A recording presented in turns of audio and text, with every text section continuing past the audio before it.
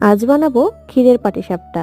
আমি এর আগে কখনো বানাইনি, তো ভাবলাম আজ যেহেতু বানাচ্ছি আপনাদের সাথেও রেসিপিটা শেয়ার করে নেওয়া যাক।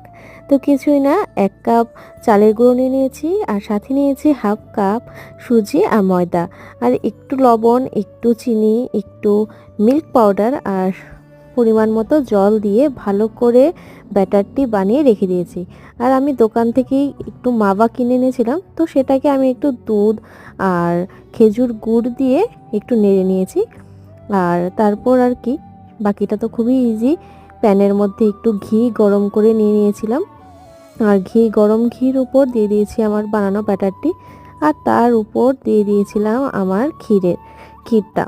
তো খেতে কিন্তু খুবই ভালো হয়েছিল।